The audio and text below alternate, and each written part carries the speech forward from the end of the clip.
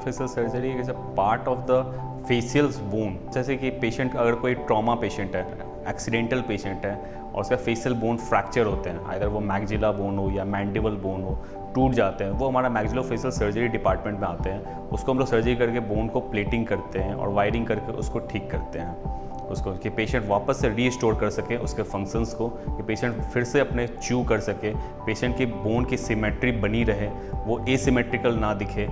ये सब हम लोग ओरल मैक्सिलोफेशियल सर्जरी में करते हैं। Orthognathic surgery is the part of the surgery that कि पेशेंट का अगर दांत लोअर मैंडिबल जॉ अगर आगे की तरफ निकला हुआ होता है, जो इसमें हम लोग ब्रेसेस लगा के दांत को अंदर करते हैं, तो braces takes the time 1 years और 2 years take the time. But orthognathic surgery में हम लोग करते हैं कि पेशेंट के जॉ को रीसेक्शन करके जॉ को पीछे लेके जाते हैं और वापस से रीपोजिशन करते हैं। इससे क्या है कि फेशियल सिमेट्री को हम लोग ठीक कर रहे हैं। ये टाइम हम लोग को पेशेंट को रिकवरी टाइम बहुत कम होता है, 6 to 7 वीक्स में पेशेंट रिकवर हो जाता है और वापस से अपने खा सकता है। फेशियल सिमेट्री भी ठीक हो जाती है पेशेंट की, ये फेशियल प्रोफाइल हम लोग ठीक कर सकते हैं। सर्जरी के बाद हम लोग को मिनिमम जो टाइम होता है वो 4 to 6 वीक्स लगता है पेशेंट को कंप्लीट रिकवरी होने में।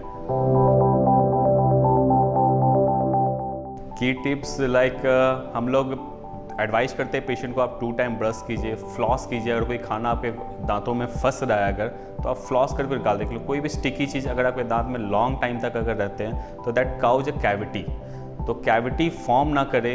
गम्स, अगर गम्स में बहुत देर तक कोई अगर खाना फंसा हुआ है तो गम्स में स्वेलिंग होगा, ब्लीडिंग गम्स हो सकते हैं, तो हम लोग उसको फ्लॉस करके पहले रिमूव कर लें। या फिर मैं ये बताऊंगा कि अगर आप कुछ भी खाते हैं, कोई फूड पार्टिकल्स आप खा रहे हैं, तो एक बार आप माउथ वॉश कर लें।